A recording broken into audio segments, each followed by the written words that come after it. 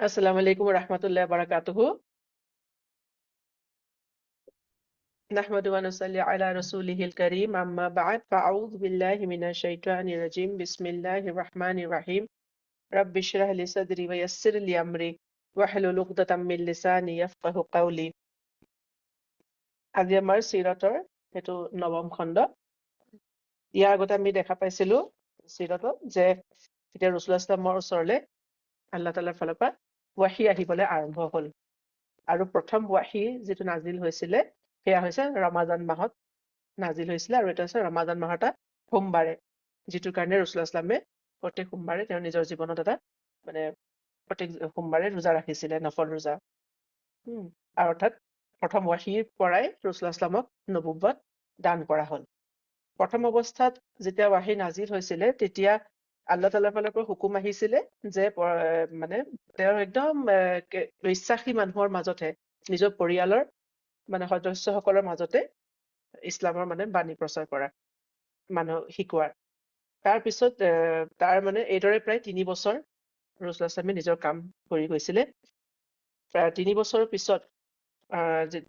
কি হৈছে, আল্লাহ তাআলাৰ হুকুম আহিলে যে এতিয়া তেওঁ অপেনলি প্ৰকাশ্যভাৱে মানুহক দাৱাত দিব লাগে, নিজৰ পৰিয়ালৰ বাহিৰতো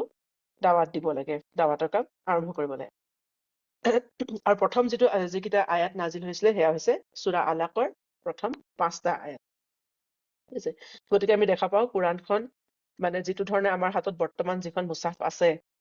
সেই ধৰণে কোৰাণ নাজিল হোৱা নাই, মানে চিৰিয়েলি অৱস্থাত কোৰাণ নাজিল হোৱা নাই। যিটো সময়ত যিটো পৰিস্থিতিৰ উদ্ভৱ হৈছিলে সেই পৰিস্থিতি, সেই সময় অনুসৰি কোৰাণৰ আয়াতসমূহ নাজিল হৈছিলে। তাক পিছত ৰাসূলুল্লাহ ইছলামে আল্লাহৰ হুকুমতে তৰতিব কৰে। ঠিক আছে, গতিকে এতিয়া প্ৰথম কথা হৈছে প্ৰথম আয়াত নাজিলৰ সময়ত ৰাসূলুল্লাহ ইছলামৰ ওচৰলৈ সালাত বা নামাজৰ ৱাহী আহিছিলে নাই, হয় নাই, যে নামাজৰ হুকুম আহিছিলে নে নাই, হয় নাই। তেতিয়া সেই সময়ত যিটো আমাৰ ফৰজ নামাজ, 5 ওয়াক্ত ফৰজ নামাজ, তাৰ হুকুম অহা নাছিলে। 5 ওয়াক্ত ফৰজ নামাজৰ যিটো হুকুম আহিছে সেয়া হৈছে আল্লাহ তাআলাই ৰাসূলুল্লাহ ইছলামক মিৰাজলৈ লৈ গৈছিলে, আৰু তাত আল্লাহ এই 5 ওয়াক্ত যিটো ফৰজ নামাজ আছে সেইটো ৰাসূলুল্লাহ ইছলামক তাত দিছিলে। সেই হুকুমটো তাত দিছিলে ইছৰা আৰু মিৰাজৰ সময়ত। কিন্তু তাৰ আগতেও, আৰু সেইটো ইছৰা আৰু মিৰাজৰ যিটো ঘটনা মানে যিটো হয় ইনচিডেন্সটো, সেইটো হৈছে নবুৱতৰ প্ৰায় 10 বছৰৰ পিছত, 10 বছৰত 10ম বছৰত ইছৰা আৰু মিৰাজ হৈছিলে, মিৰাজৰ যাত্ৰা। গতিকে তাৰ আগতেও ৰাসূলুল্লাহ ইছলামক কিন্তু নামাজ পঢ়াৰ মানে নজিৰ পোৱা যায়। অৰ্থাৎ এইটো কোৱা হয় যে প্ৰথম অৱস্থাতে জিবৰিল আলাইহিছ সালামে ৰাসূলুল্লাহ ইছলামক নামাজ পঢ়িবলৈ শিকাইছিলে, ওযু কৰিবলৈ শিকাইছিলে আৰম্ভণিতেই। গতিকে 5 ওয়াক্তৰ যিটো আহকাম সেইটো ইছৰা আৰু মিৰাজৰ সময়ত কৰা হয়। তাৰ আগতে ৰাসূলুল্লাহ ইছলামে 2 ওয়াক্তৰ নামাজ পঢ়িছিলে, ফৰজ আছিলে ৰাতিপুৱাৰ আৰু গধূলিৰ, অৰ্থাৎ সূৰ্য উদয়ৰ আগতে আৰু সূৰ্যাস্তৰ পাছত। যেতিয়া ইবনে হিচামে তেওঁৰ সিৰাতৰ যিখন কিতাপ তাত উল্লেখ কৰিছে, যেতিয়া নামাজৰ সময় হয় ৰাসূলুল্লাহ সাল্লাল্লাহু আলাইহি ওয়াসাল্লাম আৰু তেওঁৰ সংগী সাহাবাসকল পাহাৰৰ ভেলী যিটো হয় উপত্যকালৈ যায়, আৰু তাত তেওঁলোকে সিক্ৰেটলি মনে মনে নামাজ পঢ়ে। এবাৰ আবু তালিবে দেখা পালে তেনেকে ৰাসূলুল্লাহ সাল্লাল্লাহু আৰু আলী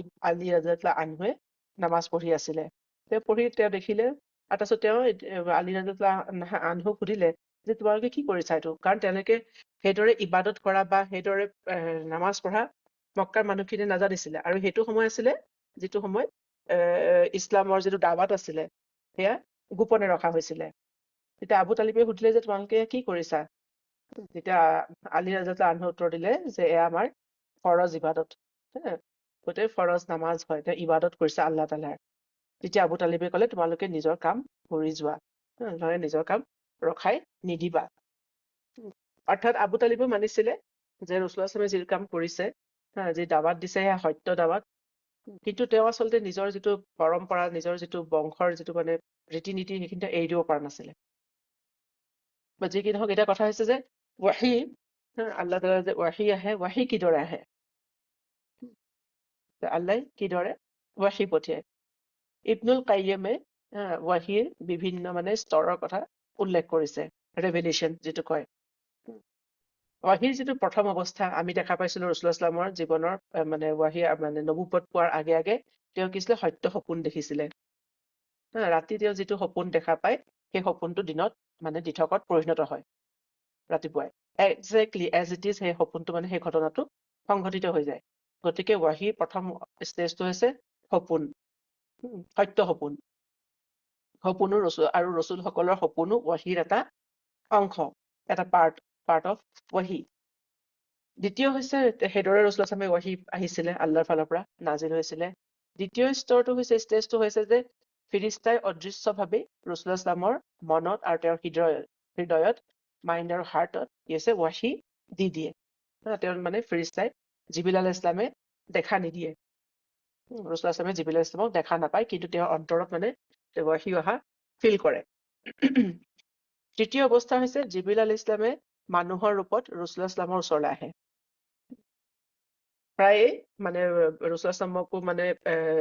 আল্লাহৰ কথা আহকামখিনি ক'বলৈ বা চাহাবাসকলক শিকাবলৈও দিনৰ বিষয়ে ইছলামৰ বিষয়ে শিকাবলৈ জিবৰিল আলাইহিছ ছালামে মানুহৰ ৰূপত আহে আৰু ৰাছূলুল্লাহ ছাল্লামৰ লগত কথোপকথন কৰে, কথা পাতে, যাতে ৰাছূলুল্লাহ ছাল্লামে বিষয়টো ভালদৰে বুজি পায়। আৰু কেতিয়াবা কেতিয়াবা কি কৰে জিবৰিল আলাইহিছ ছালামে প্ৰশ্ন উত্তৰৰ জৰিয়তেও দিনৰ বিষয়ে বুজাবলৈ চেষ্টা কৰে। আৰু যেতিয়া জিবৰিল আলাইহিছ ছালাম যেতিয়া মানুহৰ ৰূপত আহে তেতিয়া চাহাবাসকলেও তেওঁক দেখা পাইছিলে। সেই বিষয়ে এটা বিখ্যাত হাদিছ আছে,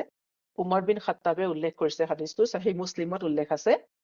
যে এদিন আমি ৰাছূলুল্লাহ ছাল্লাল্লাহু আলাইহি ওয়াছাল্লামৰ ওচৰত বহি আছিলো, অৰ্থাৎ চাহাবাসকল বহি আছিলে। এনেতে এজন মানুহ সোমাই আহিল,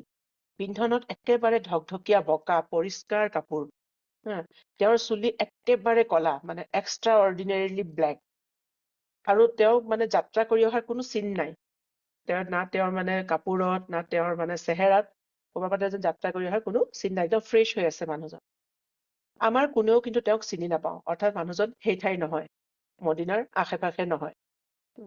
মানুহজন সোমাই আহিল আৰু নবী সাল্লাল্লাহু আলাইহি ওয়াছাল্লামৰ ওচৰত গৈ বহিল, ইমান ওচৰত যে তেওঁৰ আঁঠু নবী সাল্লাল্লাহু আলাইহি ওয়াছাল্লামৰ আঁঠুত স্পৰ্শ কৰিলে। আৰু তেওঁ নিজৰ হাত দুখন নবী সাল্লাল্লাহু আলাইহি ওয়াছাল্লামৰ আঁঠুৰ ওপৰত থৈ ক'লে যে ইয়া মুহাম্মদ সাল্লাল্লাহু আলাইহি ওয়াছাল্লাম, মোক ইছলামৰ বিষয়ে কওক, যে ইছলাম কি? ৰাছূলুল্লাহ ছাল্লাল্লাহু আলাইহি ওয়াছাল্লামে উত্তৰ দিলে, ইছলাম হৈছে এইটো সাক্ষী দিয়া যে আল্লাহৰ বাহিৰে কোনো ইলাহ বা মাবুদ নাই আৰু মুহাম্মদ তেওঁৰ ৰচুল হয়। আৰু লগতে সালাত প্ৰতিষ্ঠা কৰা, অৰ্থাৎ নামাজ প্ৰতিষ্ঠা কৰা, জাকাত আদায় কৰা, ৰমজানৰ ৰোজা ৰখা, সামৰ্থ্য থাকিলে আল্লাহৰ ঘৰৰ জিয়াৰত কৰা, এয়া হৈছে ইছলাম। নবী সাল্লাল্লাহু আলাইহি ওয়াছাল্লামৰ উত্তৰ শুনি মানুহজনে ক'লে যে আপুনি একেবাৰে সত্য কথা কৈছে, হক কথা কৈছে। তেওঁৰ এই কথা শুনি উমৰ বিন খাত্তাব ৰাদিয়াল্লাহু আনহু, যি চাহাবাসকলে যে দেখি আছিলে গোটেই ঘটনাটো তেওঁলোকে প্ৰত্যক্ষ কৰি আছিলে, তেওঁ উমৰ বিন খাত্তাবে কৈছে যে আমি সকলো আচৰিত হলো যে মানুহজনে নিজেই প্ৰশ্ন কৰিছে। মানুহে প্ৰশ্ন কেতিয়া কৰে? মানে নাজানিলে জানিবলৈ প্ৰশ্ন কৰে। আৰু যে ৰাছূলুল্লাহ ছাল্লাল্লাহু আলাইহি ওয়াছাল্লামে উত্তৰ দিয়ে, উত্তৰটো শুনি সেই উত্তৰৰ সত্যতাৰো মানে সাক্ষী দিছে। অৰ্থাৎ তেওঁ উত্তৰটো জানে যদি প্ৰশ্ন কিয় কৰিছে? গোটেই ঘটনাটো মানে কি হৈছে, চাহাবাসকলে বুজি পোৱা নাই, কিন্তু তেওঁলোকে কোনো একো ৰাছূলুল্লাহ ছাল্লাল্লাহু আলাইহি ওয়াছাল্লামক প্ৰশ্ন কৰা নাই। মাজত কোনো মানে ধৰক ডিষ্টাৰবেন্সো কৰা নাই। ইয়াৰ পিছত মানুহজনে দ্বিতীয় প্ৰশ্ন কৰিলে যে ইমানৰ বিষয়ে কওক, যে ইমান কি হয় এই বিষয়ে মোক কওক। তেতিয়া নবী সাল্লাল্লাহু আলাইহি ওয়াছাল্লামে উত্তৰ দিলে, ইমান হৈছে আল্লাহৰ বিশ্বাস কৰা, আল্লাহক মানি লোৱা, তেওঁৰ ফিৰিষ্তাসকলৰ ওপৰত বিশ্বাস আনা, তেওঁৰ কিতাপসমূহৰ ওপৰত বিশ্বাস আনা, তেওঁৰ নবী আৰু ৰচুলসকলৰ ওপৰত বিশ্বাস আনা, তেওঁলোকক মানি লোৱা, শেষ দিনটোৰ ওপৰত বিশ্বাস ৰখা, আৰু তকদিৰৰ ভাল আৰু বেয়া এই দুইটাৰ ওপৰতে বিশ্বাস ৰখা। তেতিয়া মানুহজনে ক'লে যে আপুনি সত্য কথাই কৈছে। তাৰপিছত ক'লে, আকৌ মানুহজনে ক'লে যে ইয়া মুহাম্মদ, মোক এহছানৰ বিষয়ে কওক, এহছান কি? এইদৰে তেতিয়া ৰাছূলুল্লাহ ছাল্লাল্লাহু আলাইহি ওয়াছাল্লামে উত্তৰ দিলে যে এইদৰে ইবাদত কৰা যেন তুমি আল্লাহক দেখি আছা, যদিবা তুমি তেওঁক নাই দেখা, তেওঁতো তোমাক দেখি আছে। গতিকে ইবাদত মানুহৰ কাম আমাৰ এনেকুৱা হোৱা উচিত যে আমি যেন আল্লাহক দেখি আছো। নহয়, যেতিয়া মানুহে কোনোবা ঠাইলৈ যায় ধৰক, তেতিয়া আমি জানো যে আমাক কোনো দেখা নাই, তেতিয়া মানুহৰ গতিবিধি অলপ বেলেগ হয়। কিন্তু যেতিয়া আমি জানো কোনোবা এখন ঠাইলৈ যাওঁ যে আমাৰ মানে CCTV কেমেৰা আছে, কোনোবাই চাই আছে, হয় নহয়, তেতিয়া মানুহৰ গতিবিধি মানুহৰ কাম কাজ অলপ বেলেগ হয় যে কোনোবাই আমাক লক্ষ্য কৰি আছে গতিকে দিনত এহছান হৈছে এইদৰে কাম কৰা এইদৰে ইবাদত কৰা যে যেন আমি আল্লাহক দেখি আছো যদি আমি দেখা নাই কিন্তু আল্লাহ তোমাক সকলো সময়তে দেখিয়ে আছে তাৰপিছত মানুহজনে ক'লে যে মোক সাআত বা শেষ সময়ৰ বিষয়ে কওক যে ই কেতিয়া হ'ব অৰ্থাৎ কিয়ামতৰ দিন কেতিয়া উপস্থিত হ'ব তেতিয়া নবী সাল্লাল্লাহু আলাইহি ওয়াসাল্লামে উত্তৰ দিলে যে এই বিষয়ে যাক প্ৰশ্ন সোধা হৈছে তেওঁ প্ৰশ্ন কৰোতাজনতকৈ বেছি একো নাজানে অৰ্থাৎ এই বিষয়ে নবী সাল্লাল্লাহু আলাইহি ওয়াসাল্লামেও নাজানে কেতিয়া মানে কিয়ামতৰ দিন হ'ব আৰু যিজনে প্ৰশ্ন কৰিছে তেওঁ এই বিষয়ে কোনো জ্ঞান নাই অৰ্থাৎ কেতিয়া কিয়ামত মানে আহি উপস্থিত হ'ব সেই বিষয়ে একমাত্ৰ আল্লাহ তাআলাই জানে সেই সময়টোৰ বিষয়ে সেই ঘড়ীটোৰ বিষয়ে সেইকাৰণে তাক সাআত বুলি কোৱা হয় সেই সময়টো কোনো নাজানে খালি আমি জানো যে তাৰ কাৰণে মানুহ প্ৰিপাৰেচন কৰিব কোৱা হৈছে তেতিয়া মানুহজনে ক'লে ঠিক আছে তেনেহ'লে সেই সময়ৰ কিছু নিচানিৰ বিষয়ে কওক যে কি হ'ব তেতিয়া ৰাসূলুল্লাহ সাল্লাল্লাহু আলাইহি ওয়াসাল্লামে উত্তৰ দিলে যে দাসীয়ে নিজৰ মালিকক জন্ম দিব খালী ভৰিৰ সুদা ভৰিৰ অঘৰী বেদুইনবোৰে গগনচুম্বী অট্টালিকা নিৰ্মাণত প্ৰতিযোগিতা কৰিব গতিকে এইদৰে তেওঁলোকে কথোপকথন কৰি যেতিয়া শেষ হ'ল তেতিয়া মানুহজন কি হৈ উঠি গুচি গ'ল আৰু উমৰ বিন খাত্তাবে কৈছে তেওঁ আমি সকলোৱে এই ঘটনাত মানে লক্ষ্য কৰি আছিলো মানুহজন প্ৰশ্ন কৰোঁতা মানুহজন গ'ল অন্যান্য মানুহবোৰো যাব ধৰিলে আৰু তেওঁ কৈছে মই বহুত সময় অনেক সময় ৰাসূলুল্লাহ সাল্লাল্লাহু আলাইহি ওয়াসাল্লামৰ ওচৰতে বহি থাকিলো আচলতে বুজিবলৈ চেষ্টা কৰিছে যে ঘটনাটো ঘটিলে কি তেতিয়া নবী সাল্লাল্লাহু আলাইহি ওয়াসাল্লামে উমৰ ৰাদিয়াল্লাহু আনহুক সুধিলে যে উমৰ জানানে এই প্ৰশ্ন কৰোঁতাজন কোন আছিল তেতিয়া উমৰ ৰাদিয়াল্লাহু আনহুৱে ক'লে যে আল্লাহ আৰু তেওঁৰ ৰাসূলে এই বিষয়ে ভালদৰে জানে তেওঁ ক'লে ৰাসূলুল্লাহ সাল্লাল্লাহু আলাইহি ওয়াসাল্লামে ক'লে সেইজন জিবৰিল আছিল তেওঁ তোমালোকৰ দিন শিকাবলৈ আহিছিলে ঠিক আছে অৰ্থাৎ এইদৰেও কি হৈছে জিবৰিল আলাইহিছ সালামে মানুহৰ ৰূপ লৈ পেলে মানে আল্লাহ তাআলাৰ হুকুম ৰাসূলুল্লাহ সাল্লাল্লাহু আলাইহি ওচৰলৈ লৈ আহে আৰু কথোপকথনৰ জৰিয়তে তেওঁ সেইটো বস্তু মানে সাহাবাসকলকো আৰু ৰাসূলুল্লাহ সাল্লাল্লাহু আলাইহি ওয়াসাল্লামকো বুজাবলৈ চেষ্টা কৰে এই সকলোবোৰ আল্লাহৰ হুকুম মতেই হয় ৱাহীৰ চতুৰ্থ অৱস্থাটো হৈছে যে ফিৰিস্তাই ৱাহী লৈ আহে কেতিয়াবা এনেকুৱা হয় যে মানে ফিৰিস্তাকো দেখা নাপায় তেতিয়া এনেকুৱা হয় যেন এটা ৰাসূলুল্লাহ সাল্লাল্লাহু আলাইহি ওয়াসাল্লামে বেলৰ ৰিং যেনে ঘণ্টাৰ যিটো শব্দ হয় তাৰ ৰিং এটা হয় সেই শব্দৰ দৰে শুনা পায় আৰু ৰাসূলুল্লাহ সাল্লাল্লাহু আলাইহি ওয়াসাল্লামে কৈছে এই অৱস্থাটো সকলোতকৈ কঠিনতম হয় আৰু কাৰণ এনেকুৱা সময়ত কি হৈছে ফিৰিস্তাই খুব জোৰত মানে চেপা মাৰি ধৰে আৰু খুব ভৰ পৰে ৰাসূলুল্লাহ সাল্লাল্লাহু আলাইহি ওয়াসাল্লামৰ শৰীৰৰ ওপৰত আৰু তেওঁ ঠাণ্ডাৰ দিনত অত্যন্ত ঠাণ্ডাৰ দিনতো কি হৈছে ঘামি যায় তেতিয়া তেওঁ মানে ৰাসূলুল্লাহ সাল্লাল্লাহু আলাইহি ওয়াসাল্লামে ফিৰিস্তা দেখা নাপায় এনেকুৱা অৱস্থাত হয় ন তেতিয়া মানে খুব বেছি কষ্ট হয় শাৰীৰিকভাৱে ৰাসূলুল্লাহ সাল্লাল্লাহু আলাইহি ওয়াসাল্লামৰ যদি ৰাসূলুল্লাহ সাল্লাল্লাহু আলাইহি ওয়াসাল্লাম সেই সময়ত যদি উটৰ পিঠিত বহি আছে সেই সময়ত যদি আল্লাহ তাআলাৰ ফালৰ পৰা ৱাহী নাজিল হ'ল তেন্তে কি হ'ব তেওঁ ৱাহীৰ ভৰ সহিব নোৱাৰি উটটো মাটিত মানে বহি পৰে থিয় হৈ থাকিব নোৱাৰে এবাৰ এইদৰে ৱাহী নাজিল হৈছিলে সেই সময়ত কি হৈছিলে যায়েদ বিন সাবিত ৰাসূলুল্লাহ সাল্লাল্লাহু ওচৰতে বহি আছিলে আৰু ৰাসূলুল্লাহ সাল্লাল্লাহু আঁঠুটো কি হ'ল যায়েদৰ আঁঠুৰ ওপৰতে আছিলে মানে ৰাসূলুল্লাহ সাল্লাল্লাহু কি শিকাই আছিলে তেওঁ ওচৰতে বহি আছিলে সৰু ল'ৰা আছিলে তেতিয়া যায়েদে কৈছে যেতিয়া আমি গম পাইছো যে ৰাসূলুল্লাহ সাল্লাল্লাহু এতিয়া ৱাহী আহিছে নাজিল হৈছে তেওঁ কৈছে যে মোৰ ভৰিৰ ওপৰত মই এনেকুৱা এটা বোজা অনুভৱ কৰিলো মানে এনেকুৱা এটা প্ৰেছাৰ যেন মোৰ ভৰিখন ভাঙি যাব অৰ্থাৎ সাহাবাসকলো সেই মানে যিটো প্ৰেছাৰ পৰিছিলে ৰাসূলুল্লাহ সাল্লাল্লাহু শৰীৰৰ ওপৰত সেয়া ফিল কৰিছিলে তেওঁলোকে মানে বুজি পাইছে মানে তেওঁলোকেও ফিল কৰিছিলে বস্তু এক্সপিৰিয়েঞ্চ অনুভৱ হৈছিলে অভিজ্ঞতা হৈছিলে তেওঁলোকৰো আৰু ৰাসূলুল্লাহ সাল্লাল্লাহু কি হৈছে এনেকুৱা মানে কষ্ট হয় যে ঠাণ্ডা দিনতো মানে তেওঁ শৰীৰ মানে ঘামি যায় পঞ্চম অৱস্থাটো হৈছে যে ৰাসূলুল্লাহ সাল্লাল্লাহু আলাইহি ওয়াসাল্লামে জিবৰিল আলাইহিছ সালামক তেওঁৰ প্ৰকৃত ৰূপত দেখা পাইছিলে প্ৰকৃত ৰূপত দেখা দিও তেওঁ ৱাহী নাজিল কৰিছিলে অৰ্থাৎ জিবৰিল আলাইহিছ সালামে নিজৰ প্ৰকৃত ৰূপত আহিছিল আৰু আল্লাহৰ হুকুম আৰু ৱাহী দিছিলেহি সূৰা নজমতো এই বিষয়ে পোৱা যায় যে তেওঁৰ ৰাসূলুল্লাহ সাল্লাল্লাহু আলাইহি ওয়াসাল্লামে জিবৰিল আলাইহিছ সালামক তেওঁৰ প্ৰকৃত ৰূপত দেখা পাইছিলে ঠিক তেনেকে সূৰা তাকৱীৰতো আমি দেখা পাওঁ তাতো আছে উল্লেখ আছে যে ৰাসূলুল্লাহ সাল্লাল্লাহু আলাইহি ওয়াসাল্লামে জিবৰিল আলাইহিছ সালামক তেওঁৰ প্ৰকৃত ৰূপত দেখা পাইছিলে আৰু এইদৰেও জিবৰিল আলাইহিছ সালামে ৰাসূলুল্লাহ সাল্লাল্লাহু আলাইহি ওয়াসাল্লামক ওচৰলৈ ৱাহী লৈ আহিছিলে আল্লাহ তাআলাৰ ফালৰ পৰা সূৰা নজমত আছে ওয়া নাজমি ইযা হাৱা মা দাল্লা সাহিবুকুম ওয়া মা গাৱা ওয়া মা ইয়ানতিকু আলাল হাৱা ইন হুয়া ইল্লা ওয়াহয়ুন ইউহা আল্লামাহু শাদীদুল কুওয়া যু মিররাতিন ফাস্তাওয়া ওয়া হুয়া বিল উফুকিল আলা যে একদম উফুকে আলাত যেতিয়া ৰাসূলুল্লাহ সাল্লাল্লাহু আলাইহি ওয়াসাল্লামে দেখা পালে জিবৰিল আলাইহিছ সালামক তেওঁৰ অৰিজিনেল ফৰ্মত তেতিয়া দেখা পাইছে যেন তেওঁ গোটেই মানে মাটিৰ পৰা একদম আকাশলৈকে মানে বিস্তাৰিত হৈ আছে ইমান হিউজ ফৰ্মত ঠিক আছে ষষ্ঠ অৱস্থা হৈছে মানে ৱাহি যিটো আল্লাহ সুবহানাহু ওয়া তাআলাই ৰাসূলুল্লাহ সাল্লাল্লাহু নিজে ৱাহি কৰিছে যেতিয়া ৰাসূলুল্লাহ সাল্লাল্লাহু মিৰাজলৈ যাত্ৰা কৰিছিলে সাত আসমানৰ ওপৰত আৰু য'ত ফৰজ নামাজৰ হুকুম দিয়া হৈছিলে তাত কোনো ফেৰিস্তা মিডিয়েটৰ হিচাপে কাম কৰা নাছিলে আল্লাহ তাআলাৰ ফালৰ পৰা মানে সম্পূৰ্ণ মানে মানে ৱাহি আহিছিলে সম্পূৰ্ণ ডাইৰেক্ট ভাৱে আৰু সপ্তম অৱস্থা হৈছে যিটো মানে মুছা আলাইহিছ সালামৰ লগত হৈছিলে আল্লাহ তাআলাই ৰাসূলসকলৰ লগতো কালাম কৰে ফেৰিস্তাৰ জৰিয়তে নহয় ফেৰিস্তাৰ মাধ্যমৰ নহয় যিটো আল্লাহ তাআলাই মুছা আলাইহিছ সালামৰ লগত কৰিছিলে সেইটো আমাৰ কি কয় মিৰাজৰ অৱস্থাত ৰাসূলুল্লাহ সাল্লামৰ লগতো হৈছিলে গতিকে এয়া হৈছে ৱাহিৰ বিভিন্ন পৰ্যায় বা অৱস্থা ঠিক আছে আজি আমি এটা চাওঁ যে যেহেতু কোৰাণখন মানে ৱাহিৰ জৰিয়তে মানে নাজিল হৈছিলে আজি আমাৰ হাতত যিখন কোৰাণ আছে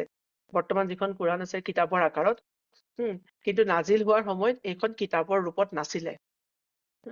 আৰু কোৰাণখন যিহেতু একেবাৰতে একেদিনতে কিতাপ আকাৰত বা ফলি আকাৰত টেবলেটৰ আকাৰত পোৱা নাই ৰাসূলুল্লাহ সাল্লামে কিতাপখন কি হৈছে ভাৰ্বেলি কোৰাণখন আমাৰ ভাৰ্বেলি নাজিল হৈছে জিবৰিল ইছলাম আহে ৰাসূলুল্লাহ সাল্লামক শিকায় বা আল্লাহ তাআলাই ৰাসূলুল্লাহ সাল্লামৰ অন্তৰত মানে ৱাহি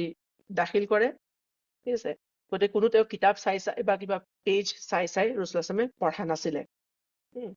গতিকে কিন্তু তাৰ পিছতো এতিয়া বৰ্তমান আমাৰ হাতত আমি যিখন কোৰাণ পঢ়িছো যিখন আছে সেইখন কিতাপৰ ৰূপত আছে আৰু কোৰাণৰ যিখিনি আয়াত আছিলে সেইখিনি পৰিস্থিতি প্ৰয়োজন অনুসৰি সময়ে সময়ে আয়াতবোৰ নাজিল হৈছিলে গতিকে একেদিনাখনে সকলোবোৰ কোৰাণৰ আয়াত নাজিল হোৱা নাই আৰু ৰাসূলুল্লাহ সাল্লামৰ নবুৱতৰ 23 বছৰত কোৰাণখন সম্পূৰ্ণ হয় অৰ্থাৎ 23 বছৰ লাগে কোৰাণখন সম্পূৰ্ণভাৱে নাজিল হ'বলৈ গতিকে কোৰাণখনে আজি এই কিতাপৰ ৰূপ কেতিয়া ল'লে আমাৰ হাতলে কোৰাণখন মানে আজিৰ ৰূপত কিদৰে আহিলে তেতিয়া আমি চাওঁ আৰু কোৰাণৰ যিখিনি তৰতিব আমি দেখা পাওঁ যে কোৰাণৰ যিখিনি সূৰা আগতে নাজিল হৈছিলে যেনেকৈ সূৰা আলাক একদম আৰম্ভণি নাজিল হোৱা 5টা আয়াত কিন্তু সেই আয়াত কেইটা ক'ত আছে বৰ্তমান কোৰাণৰ যিটো তৰতিব অনুসৰি সিকুৱেন্স অনুসৰি 96 নম্বৰ মানে সূৰাটোত আছে সেইটো বৰ্তমানৰ সিকুৱেন্স অনুসৰি সেই সূৰাটো হৈছে 96th নম্বৰ কিন্তু সূৰা বাকাৰাটো মদিনাত নাজিল হৈছে নবুৱতৰ প্ৰায় 13 বছৰ পিছত সূৰা বাকাৰা নাজিল হৈছে কিন্তু কোৰাণৰ আৰম্ভণি হৈছে সূৰা ফাতিহাৰ পিছতে সূৰা বাকাৰা আছে গতিকে এই তৰতিব কোনে কৰিলে এই সিকুৱেন্স কোনে দিলে গতিকে এই বিষয়ে আজি আমি ওপৰত জানি লওঁ কোৰাণখনৰ বিষয়ে যেতিয়া মানে আৰু কোৰাণখন যেতিয়া ৰাসূলুল্লাহ সাল্লামৰ দিনত ৱাহি হিচাপে নাজিল হৈছিলে ভাৰ্বেলি যেতিয়া নাজিল হৈছিলে তেতিয়া কি হৈছিলে যে মানে তেওঁ সেইখন লিখিত অৱস্থাত আছিলে নাই সেই সময়ত ৰাসূলুল্লাহ সাল্লামৰ মানে সময়ত গতিকে সেই সময়টো যেতিয়া নাজিল হয় ৰাসূলুল্লাহ সাল্লামৰ অন্তৰত তেওঁলোকে যেতিয়া বস্তুটো মেমৰাইজ কৰে সাহাবাসকলে তাৰ পিছত কি কৰে ৰাসূলুল্লাহ সাল্লামে সেইখন স্ক্ৰাইব কৰি থোৱাৰ অৰ্থাৎ লিখিত অৱস্থাত ৰখাৰ ব্যৱস্থা কৰিছিলে নবী সাল্লাল্লাহু আলাইহি ওয়াসাল্লামৰ জীৱনকালত যেতিয়া আয়াত নাজিল হৈছিলে সেই সময়ত যিসকল মুছলমান হৈছিলে অৰ্থাৎ যিসকল সাহাবা মানে লিখিব পঢ়িব জানিছিলে তেতিয়া ৰাসূলুল্লাহ সাল্লামে কি কৰে তেওঁলোকক মাতি আনি তেওঁলোকক ৰাসূলুল্লাহ সাল্লামে সেই আয়াতসমূহ নিৰেট কৰিছিলে আৰু তেওঁলোকে সেই আয়াতসমূহ হয় গছৰ ছালত নহলে পাথৰত এইদৰে তেওঁলোকে লিখি থৈছিলে আৰু সেই সময়ত আৰবসকলৰ মাজত নহয় আখৰ লিখিব পঢ়িব জনা মানুহ একেবাৰে নগণ্য আছিলে গতিকে নবুৱতৰ আৰম্ভণি অৱস্থাত যিসকলে লিখিছিলে মানে কাতিব আছে তেওঁলোকক কাতিবুল ৱাহি বুলি কোৱা হয় যিসকলে লিখি গৈছিলে ৰাসূলুল্লাহ সাল্লামে নেৰেট কৰি গলে তেওঁলোকৰ ভিতৰত আবু বকৰ সিদ্দিক আছিলে আলী ৰাদিয়াল্লাহু আনহু উছমান বিন আফফান উমৰ বিন খাত্তাব এইদৰে অনেক সাহাবা আছিলে যিসকলে লিখিব জানিছিলে গতিকে এওঁলোকে সেই সময়ত কোৰাণ নাজিল হলে তেওঁলোকে লিখি ৰাখিছিলে ঠিক আছে এইদৰে 23 বছৰ ধৰি কোৰাণ মানুহৰ মনত কি হৈছে দুই ধৰণে মানে কোৰাণখন আল্লাহ তাআলাই সংৰক্ষিত কৰিছিলে একটো মানুহৰ মনত যিটো মেমৰাইজেশ্যন হিফজৰ জৰিয়তে আৰু দ্বিতীয়তে লিখিতভাৱেও কোৰাণখন সুৰক্ষিত কৰা হৈছিলে এইটো নহয় যে ৰাসূলুল্লাহ সাল্লামৰ দিনত লিখাৰ কোনো ব্যৱস্থা নাছিলে না ৰাছুল আসলামে লিখিতভাৱে ৰখাৰো সম্পূৰ্ণ ব্যৱস্থা কৰিছিলে আনকি ৰাছুল আসলাম যেতিয়া হিজৰত কৰি যায় মদিনালৈ লগত তেওঁ কাটিব আছিলে তাতো যেতিয়া কোৰাণৰ আয়াত নাজিল হয় ৱাহি যেতিয়া আহে কোন আছিলে তেতিয়া সেই সময়ত আবু বকৰ সিদ্দিক ৰাছুল আসলামৰ লগত আছিলে তেওঁৰ হিজৰতৰ সংগী আছিলে গতিকে তেতিয়াও যদি কিবা আয়াত নাজিল হয় তেতিয়া আবু বকৰ সিদ্দিকে লিখি যায় ঠিক আছে আৰু এইদৰে আল্লাহ তাআলাই কোৰাণখন দুই ধৰণে মানে পৃথিৱীত দুই ধৰণে সুৰক্ষাৰ ব্যৱস্থা কৰিলে এটা হৈছে মানুহৰ মনত মেমৰাইজেশ্যনৰ জৰিয়তে আৰু এটা লিখিত আকাৰত আৰু হিফছৰ ৰূপতো আছিলে সাহাবাসকলৰ মাজত সম্পূৰ্ণ কোৰাণ কিন্তু সেই সময়ত মানে সম্পূৰ্ণ কোৰাণখন হিফছৰ ৰূপত মানে চিৰিয়েলি মুখস্থ আছিলে কিন্তু লিখিত ৰূপত চিৰিয়েলি নাছিলে যিসকল সাহাবা সেই সময়ত ৰাছুল আসলামৰ ওচৰত থাকে মজুদ থাকে যেনে মদিনাত দেখা পাওঁ মদিনাত সাহাবাসকলতো সকলো সময়তে মদিনাত উপস্থিত নাছিলে ৰাছুল আসলামে তেওঁলোকক বিভিন্ন মিছনত বিভিন্ন ঠাইলৈ পঠিয়াইছিলে কেতিয়াবা যুদ্ধ কৰিবলৈ কেতিয়াবা আন কোনোবা কবিলাক শিকাবলৈ গতিকে বিভিন্ন মিছনত পঠিয়াইছিলে তেওঁলোকক গতিকে সকলো সাহাবা উপস্থিত নাছিলে গতিকে যিকেইজন কাটিব থাকে ৰাছুল আসলামৰ ওচৰত উপস্থিত তেওঁলোকৰ হতা লিখাইছিলে গতিকে সাহাবাৰ ওচৰত লিখিত অৱস্থাত কোৰাণখন চিৰিয়েলি নাছিলে লিখিত অৱস্থাত চিৰিয়েলি নাছিলে যিজন সাহাবা সেই সময়ত মদিনাত উপস্থিত থাকিব তেওঁ সেই সময়ত সেইখিনি লিখি পেলাই যিখিনি কোৰাণ নাজিল হয় ঠিক আছে গতিকে যে লিখিত অৱস্থাত মানে চিৰিয়েলি নাছিলে কিন্তু তেওঁলোকৰ স্মৃতিত তেওঁলোকৰ মানে মনত মেমৰাইজেশ্যন হিচাপে কি আছিলে কোৰাণখন চিৰিয়েলি আছিলে ঠিক আছে আৰু তেওঁলোকৰ সকলোৰে ওচৰত অলপ অলপ আছিলে যিখিনি তেওঁলোকে লিখিছিলে সাহাবাসকলে যিজন সাহাবা লিখিছিলে তেওঁৰ ওচৰতে থাকিছিলে সেইখিনি লিখিত অৱস্থাত তাৰপিছত ৰাছুল আসলামৰ মৃত্যুৰ পিছত ৱাফাতৰ পিছত কি হৈছিলে মুছলমানৰ ৰোমান সাম্ৰাজ্যৰ লগত যুদ্ধ হয় ইয়াৰমুকত যুদ্ধ হয় সেই ইয়াৰমুকৰ যুদ্ধত কি হৈছিলে মানে অনেক হুফাজ সাহাবা হাফিজ সাহাবা যিসকল হাফিজে কোৰাণ আছিলে বহুত সাহাবা কি হৈছে শ্বহীদ হৈ গৈছিলে আৰু যিসকলৰ মানে সম্পূৰ্ণ কোৰাণ যিসকলৰ অন্তৰত হিফছ হৈ আছিলে তেনেকুৱা অনেক সাহাবা শ্বহীদ হল আৰু সেই সময়ত মুছলমানে অনেক যুদ্ধত মানে অংশগ্ৰহণ কৰিব লগা হৈছিলে গতিকে সেই সময় সাহাবাসকল আবু বকৰ সিদ্দিকে হওক বা উমৰ বিন খাত্তাবে হওক ৰাদিয়াল্লাহু আনহুমা সকলো সাহাবা মানে চিন্তিত হৈ উঠিলে যে সেইদৰে যদি হুফাজসকলৰ মানে মৃত্যু হবলৈ হয় তেনেহলেতো কোৰাণখন আমি মানে হিফাজত কৰি ৰাখিব নোৱাৰিম সংৰক্ষণ কৰি ৰাখিব নোৱাৰিম তেতিয়া এই বিষয়ে যিসকল মানে সাহাবা আছিলে তেওঁলোকে কি কৰিলে সাহাবাসকলে মানে এই বিষয়ে তেওঁলোক চিন্তিত হয় যে তেওঁলোকে চিন্তা কৰিলে যে আমি কেনেকে এইখন হিফাজত কৰিব পাৰো তেতিয়া ডাঙৰ যিসকল বয়সে সাহাবা আছিলে ধৰক উমৰ বিন খাত্তাব হওক আলী ৰাদিয়াল্লাহু আনহু হওক তেতিয়া তেওঁলোকে মানে উছমান বিন আফফানে হওক এওঁলোকে আবু বকৰ সিদ্দিকী সেই সময় আবু বকৰ সিদ্দিকী খলিফা আছিলে তেওঁক মানে সাজেশ্যন দিলে যে আমি এখন মানে লিখিত অৱস্থাত আমি এখন হিফাজত কৰাটো অত্যন্ত দৰকাৰ হৈ পৰিছে নহলে আমাৰ মাজৰ পৰা কি হ'ব কোৰাণ নাইকিয়া হৈ যাব গতিকে এই কোৰাণখন মানে আমি কিতাপৰ আকাৰ লিখিত ৰূপত সংৰক্ষিত কৰিব লাগে প্ৰথম অৱস্থাত আবু বকৰ সিদ্দিকী মান্তি হোৱা নাছিলে তেখেত খুব ৰিলাক্টেণ্ট আছিলে তেওঁ কৈছিল যে যিটো কাম ৰাছুল আসলামে কৰা নাই সেই কামটোত মই কৰিব নোৱাৰো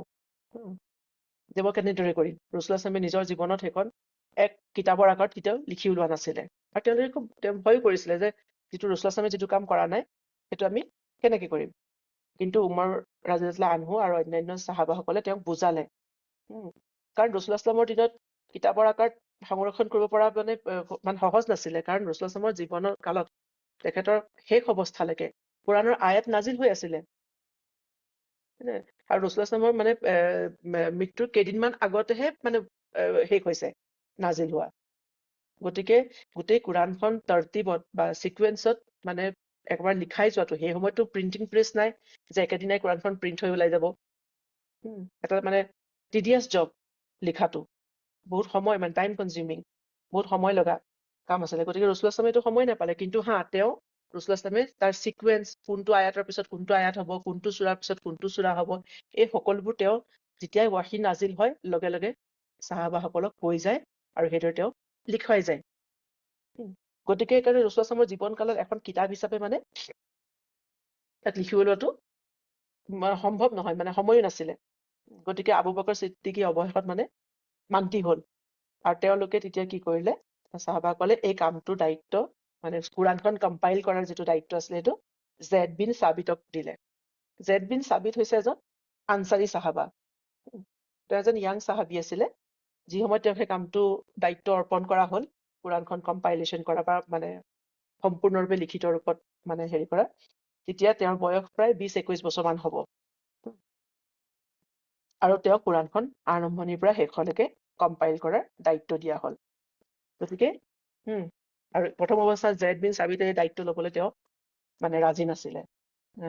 কাৰণ তেওঁ ইমান ডাঙৰ কাম এটাৰ তেওঁ দায়িত্ব ল'বলৈ কেতিয়াও মানে হেৰি কৰিলে, ল'ব খোজা নাছিলে। কিন্তু পিছত আবু বকৰ ছিদ্দিক আৰু উমৰ ৰাদিয়াল্লাহু আনহুৱে মানে আনহুমাই তেওঁক মানে মান্তি কৰালে। ঠিক আছে।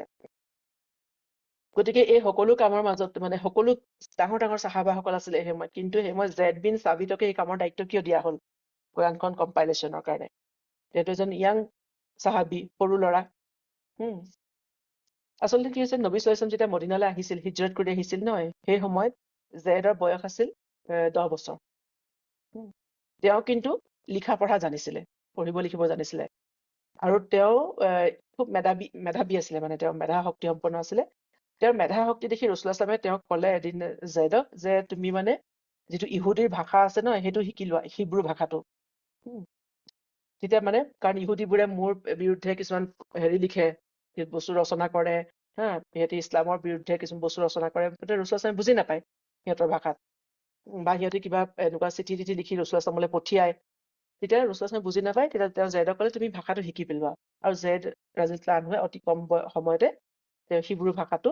শিকি পেলাইছিলে। আৰু এইদৰে জেড বিন সাবিত কি হৈছে, ৰাসূলুল্লাহ সাল্লাল্লাহু আলাইহি ওয়াসাল্লামৰ অফিচিয়েল কাটিব হৈ পৰিছিলে। দ্বিতীয়তে কি হৈছে, জেড বিন সাবিত যিহেতু এজন মানে কম বয়সীয়া আছিলে সেই সময়ত, গতিকে তেওঁ যেতিয়া মদিনালৈ গ'ল, চাহাবাসকল বিভিন্ন ধৰণৰ মানে অনেক যুদ্ধত মানে অংশগ্ৰহণ কৰিব লগা হ'ল বয়সীয়া চাহাবাসকল।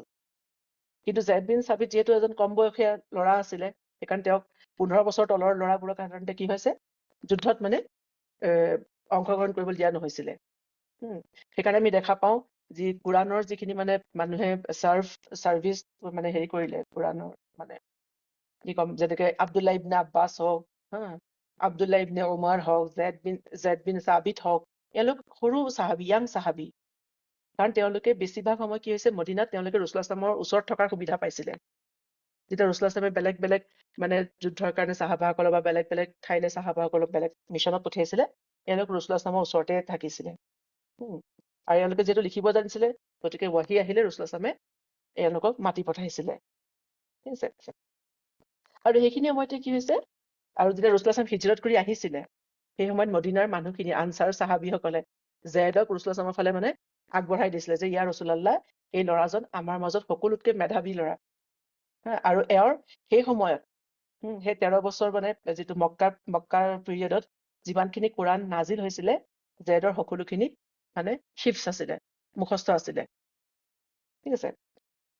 গতিকে আমি দেখা পালো যে নবী সাল্লাল্লাহু আলাইহি ওয়াসাল্লাম যেতিয়া মানে মক্কাৰ পৰা মদিনালৈ আহিলে, সেই সময়তে কি হৈছে, জেড বিন সাবিতৰ মানে কোৰাণ যিমানখিনি নাজিল হৈছিলে সকলোখিনি মুখস্থ আছিলে। আৰু এটা কথা হৈছে, দ্বিতীয় কথা হৈছে, যেতিয়া ৰাসূলুল্লাহ সাল্লাল্লাহু আলাইহি ওয়াসাল্লামৰ ওচৰলৈ প্ৰত্যেক ৰমাজানতে জিবৰিল আলাইহিছ সালাম আহিছিলে, আৰু ৰাসূলুল্লাহ সাল্লাল্লাহু আলাইহি ওয়াসাল্লামে এবাৰ জিবৰিল আলাইহিছ সালামক যিমানখিনি কোৰাণ নাজিল হৈছিলে তৰতিবৰ সৈতে, চিকুৱেন্সৰ সৈতে, এফালৰ পৰা চিৰিয়েলি পঢ়ি শুনাইছিলে সকলো সূৰা, সকলো আয়াত। আৰু জিবৰিল আলাইহিছ সালামেও তেওঁক ৰাসূলুল্লাহ সাল্লাল্লাহু আলাইহি ওয়াসাল্লামক পঢ়ি শুনাইছিলে। গতিকে ৰমজান মাহত সেই কোৰাণ শুনাটো আৰু শুনোৱাটো দুইটাই সুন্নতৰ ভিতৰত পৰে। আৰু সেই সময়তে কি হৈছে, যেতিয়া লাষ্টৰ যিটো ৰাসূলুল্লাহ সাল্লাল্লাহু আলাইহি ওয়াসাল্লামৰ জীৱনৰ যিটো শেষৰ যিটো ৰমাজান আছিলে, সেই ৰমাজানত জিবৰিল আলাইহিছ সালামক ৰাসূলুল্লাহ সাল্লাল্লাহু আলাইহি ওয়াসাল্লামে দুবাৰ কোৰাণ পঢ়ি পেলাই শুনোৱাইছিলে। আৰু সেই সময়ত কি হৈছিলে, জেড বিন সাবিত ৰাসূলুল্লাহ সাল্লাল্লাহু আলাইহি ওয়াসাল্লামৰ ওচৰত উপস্থিত আছিলে সেই ঘটনাটোৰ সময়ত। গতিকে তেওঁ ৰাসূলুল্লাহ সাল্লাল্লাহু আলাইহি ওয়াসাল্লামৰ কোৰাণখন আদিৰ পৰা অন্তলৈকে মানে জিবৰিল আলাইহিছ সালামক শুনোৱা জেড বিন সাবিতে শুনা পাইছিলে। আৰু তেওঁলোকৰ মানে স্মৃতিশক্তি ইমান প্ৰখৰ আছিলে যে তেওঁলোকে একেবাৰতে মনত ৰাখি লৈছিলে কথাবোৰ। আৰু সেইটো কাৰণে কি হৈছিলে, আবু বকৰ ছিদ্দিক আৰু উমৰ ৰাদিয়াল্লাহু আনহুমাই জেড বিন সাবিতকে কোৰাণখন মানে কম্পাইল কৰাৰ দায়িত্ব দিলে। বৰ্তমান যিটো মানে যিটো এতিয়া কোৰাণৰ যিটো তৰতিব বা চিকুৱেন্স বুলি কয়, হয় নে নহয়, সেইটো ৰাসূলুল্লাহ সাল্লাল্লাহু আলাইহি ওয়াসাল্লামে নিজেই নিৰ্ধাৰণ কৰি গৈছে। ঠিক আছে, সেইটো তেওঁ নিজেই ঠিক ঠাক কৰি থৈ গৈছে। মই কৈছো আগতো যে যেতিয়াই যিটো আয়াত নাজিল হয়, কোনোবা আয়াত মনসুখ হয়, এব্ৰগেট হৈ যায়, সেইটো আয়াত সেই ঠাইৰ পৰা আঁতৰাই দিয়ে ৰাসুল মুছুৱাই পেলাই নতুন আয়াত নাজিল হৈছে, নতুন আয়াত লিখুৱায়। গতিকে ৰাসূলুল্লাহ ইছলামৰ জীৱন কালতেই তেখেতৰ হায়াতে মুবাৰকাৰ সময়তে কি হৈছে কোৰাণখন মানে তৰতিব কৰা হৈ গৈছিলে। ঠিক আছে, গতিকে আজি কোৰাণৰ যিমানকেইটা চূৰা আছে, কোনটো যেনে 1 নম্বৰ চূৰা ফাতিহা, 2 নম্বৰ বাকাৰা, এইটোৰ যিটো চিকুৱেন্সত আছে নহয়, সেইটো ৰাসূলুল্লাহ ইছলামে কৰি থৈ যোৱা আৰু আল্লাহৰ হুকুম মতে তেওঁ কৰিছে। কোনটো আয়াতৰ পিছত কোনটো আহিব, এই সকলোবোৰ ৰাসূলুল্লাহ ইছলামে কৰি থৈ যোৱা। তাত কোনো মানুহৰ, কোনো চাহাবৰ, কোনো ধৰণৰ কোনো মানে তাত মানে হেৰি নাই, কন্ট্ৰিবিউশ্যন নাই। ঠিক আছে, জাইদ বিন সাবিতে যেতিয়া কম্পাইল কৰিছে, সেই ৰাসূলুল্লাহ ইছলামে যিটো চিকুৱেন্সত কৰি গৈছে, তেওঁ সেইটোতেই তেওঁ কৰিছে। গতিকে বৰ্তমান আমাৰ ওচৰত যিখন কোৰাণ আছে, সেইখন ৰাসূলুল্লাহ ইছলামৰ ওচৰত যিদৰে নাজিল হৈছিলে ৰাসূলুল্লাহ ইছলামৰ ওপৰত, সেইদৰে আমাৰ ওচৰত আছে। ঠিক আছে, লিখিত অৱস্থাত নাছিলে। আৰু যে মানে গতিকে এই সকলোবোৰ মানে যেনেকে আমি দেখা পাইছো চূৰা মানে প্ৰথম আয়াত, আলাকৰ 5টা আয়াত, এতিয়া বৰ্তমান কি হৈছে, একদম আৰম্ভণিতে নাজিল হোৱা হেৰি আছিলে, চূৰা আছিলে, আয়াত আছিলে, কিন্তু বৰ্তমান কোৰাণত ক'ত পাওঁ, 96 নম্বৰ চূৰাত আছে। সেইটো চূৰা বাকাৰা মদিনাত হৈছিলে, কিন্তু কোৰাণৰ 2 নম্বৰ চূৰাত। গতিকে এই সকলোবোৰ কি হৈছে, চিকুৱেন্সটো ৰাসূলুল্লাহ ইছলামে ঠিক কৰি থৈ গৈছিলে। গতিকে ইয়াৰমুকৰ যুদ্ধৰ সময়ত যেতিয়া মানে হুফাজ চাহাবাসকল শ্বহীদ হ'ল, তেতিয়াই কোৰাণ কিতাপৰ আকাৰত সংৰক্ষণ কৰাৰ কথা চিন্তা কৰা হ'ল, আৰু আবু বকৰ ছিদ্দিকী ৰাদিয়াল্লাহু আনহুৰ খিলাফতৰ যুগতে কিতাপ আকাৰত মানে তাক প্ৰস্তুত কৰি ওলোৱা হ'ল। সকলো আয়াতক একে ঠাইতে জমা কৰা হ'ল। গতিকে ইয়াৰ কোনো চিকুৱেন্সতে হওক বা চূৰাৰ চিকুৱেন্সে হওক, আয়াতৰ চিকুৱেন্সত কোনো ধৰণৰ সাল সলনি কৰা হোৱা নাই। গতিকে যেতিয়া জাইদ বিন সাবিতক এই কামৰ দায়িত্ব দিয়া হ'ল কিতাপৰ মানে আকাৰত জমা কৰাৰ, তেওঁ গোটেইখিনি জমা কৰি দিলে গ্ৰন্থৰ আকাৰত। এতিয়া সেইখনক কি কোৱা হ'ব, সেই লিখিত ৰূপত যে আছে গ্ৰন্থখনক? তেতিয়া আব্দুল্লাহ ইবনে মাছুদে এডভাইচ কৰিলে, যে উপদেশ হেৰি কৰিলে আবু বকৰ ছিদ্দিক, যে সেইখনক মুছহাফ বুলি কোৱা হওক। ঠিক আছে, বৰ্তমান আমাৰ হাতত যিখন কোৰাণ আছে কিতাপৰ আকাৰত, সেইখনক মুছহাফ বুলি কোৱা হয়, মুছহাফ। আৰু প্ৰথম অৱস্থাত কি হৈছিলে, মুছলমানসকল কিতাপখন কোৰাণখন মানে একগোট কৰা হ'ল, জমা কৰা হ'ল। কিন্তু সেই সময়ত আৰৱ কবিলাৰ মাজতে, সেই সময়ত যিটো মানে ইছলাম আৰৱৰ মাজতে আছিলে, তেতিয়া তেওঁলোকক কি হৈছে, তেওঁলোকে যিটো নিজৰ নিজৰ একচেণ্টত, নিজৰ নিজৰ লেহেজাত তেওঁলোকে কোৰাণখন পঢ়িব পাৰিছিলে, মানে সেইটো এটা স্বাধীনতা আছিলে। ঠিক আছে, আৰু আমি জানো যে এখন ঠাইৰ মানে এটা ভাষা বিভিন্ন ঠাইত কি হয়, মানে তাৰ কিছুমান বেলেগ বেলেগ সি ডাইলেক্টত পৰিণত হয়, তাৰ একচেণ্ট সলনি হৈ যায়, হয় নহয়? আৰু আজি মই দেখা পাইছো যে আৰৱত মানে এতিয়াও কিছুমান জেগা আছে, যেনেকে জিমটো সিহঁতি গ উচ্চাৰণ কৰে, জিমটো জ নকৰি পেলাই গ উচ্চাৰণ কৰে। ঠিক আছে, তেতিয়া কাফটো সিহঁতি কি হৈছে, কাফটো যিটো ডাঙৰ কাফ, সেইটো মানে সিহঁতি অলপ গড় নিচিনা, সিহঁতৰ গ এনে চাউণ্ড নাই, সিহঁতৰ গ আছে, গাইন, কিন্তু এতিয়াও কৰে। গতিকে সেই সময়তো মানে কি হৈছে, চাহাবাসকলৰ দিনতো তেনেকৈ বিভিন্ন তেওঁলোকৰ লেহজা আছিলে, একচেণ্ট আছিলে, আৰু সেইমতে পঢ়াৰ তেওঁলোকৰ ফ্ৰীডম আছিলে, কাৰণ তেওঁলোকে বুজি পাইছিলে আৰববোৰে, কাৰণ তেওঁলোকৰ নিজৰ ভাষাত হৈছিলে, তেতিয়া কোনো সমস্যা নাছিলে। কিন্তু লাহে লাহে কি হয়, যেতিয়া কোৰাণ মানে এটা একচেণ্টত পঢ়ি থকা যায়, যদি জটো সদায় গ হিচাপে কৈ থকা যায়, আল্টিমেটলি পিছত লাহে লাহে মানুহৰ কি হ'ব, সেইটো মানুহে গাফ বুলিয়ে ভাবিবলৈ আৰম্ভ কৰিব, আৰু লিখোতেও সেইটো সেই ধৰণে হৈ যাব। এতিয়া গতিকে সম্পূৰ্ণ শব্দটোৱে বেলেগ হৈ যাব, কোৰাণৰ আয়াতে বেলেগ হৈ যাব, হয় নে নহয়? লাহে লাহে এই সমস্যাটো মানে সমস্যা এটা দেখাই দিলে, আৰু সেইটো হৈছিলে কি, উছমান বিন আফফানৰ দিনত, আৰু তাৰ আগতে উমৰ বিন খাত্তাবৰ দিনত ইছলাম যিটো মুছলিম সাম্ৰাজ্য আছিলে আৰৱৰ পৰা ওলাই ইৰাণ, ইৰাক, এইফালে মিছৰলৈকে বৃদ্ধি পালে। গতিকে তেওঁলোকতো আৰবী নহয়, তেওঁলোকৰ ভাষা আৰবী নহয়, হয় নে নহয়? এতিয়া কি হৈছে, যেতিয়া তেওঁলোকৰ মাজলৈ যিসকল আৰবসকল গৈছিলে, তেওঁলোকৰ বিভিন্ন একচেণ্ট লৈ পেলাই গৈছিলে, এতিয়া তেওঁলোকক শিকাওঁতে কি হৈছে, লাহে লাহে চাহাবাসকলে মন কৰিলে যে মানুহে বিভিন্ন ধৰণে কোৰাণ পঢ়িবলৈ আৰম্ভ কৰিছে, শব্দবোৰ অকণ সলনি হৈ যায়। তেতিয়া এজন চাহাবা আছিলে হুজাইফা বিন ইয়ামান ৰাদিয়াল্লাহু আনহু, তেওঁ কথাটো লক্ষ্য কৰিলে, তেওঁ কুফাত আছিলে নে মিছৰত থাকোতে জানো পাহৰিছো, তেওঁ কথাটো লক্ষ্য কৰি তেওঁৰ লগে লগে কি হৈছে, তেওঁ উছমান বিন আফফান যেতিয়া তৃতীয় খলিফা হ'ল, তেওঁৰ ওচৰলৈ আহিলে মদিনালে, আৰু কথাটো তেওঁ মানে ক'লে যে এনেকে হলেতো কোৰাণখন সলনি হৈ যাব, গতিকে আমি তাৰ কাৰণে এটা মানে অফিচিয়েল এটা স্ক্ৰিপ্ট তৈয়াৰ কৰিব লাগিব, যেনে কাফটো কাফেই হ'ব, লাগে তেওঁলোকে নিজৰ একচেণ্টত যেনেকেই কওক, কিন্তু কোৰাণ পঢ়াৰ সময়ত মানে সেই তাৰ উচ্চাৰণটো মানে এজ ইট ইজ থাকিব লাগিব। তেতিয়া উছমান বিন আফফানেও কথাটো গম পালে আৰু তেওঁ লগে লগে কি কৰিলে, মানে এটা মানে তেওঁলোকৰ এখন কমিটি বনালে সাহাবাসকলৰ, আৰু সেই কমিটি অনুসৰি যিটো কুৰেইছৰ যিটো একচেণ্ট আছিলে, সেই একচেণ্টত কোৰাণখন আকৌ মানে তাৰ বিভিন্ন ৰুল লিখালে, আৰু সেই একচেণ্টত কোৰাণখন সম্পূৰ্ণৰূপে আকৌ এবাৰ লিখোৱা হ'ল। ঠিক আছে,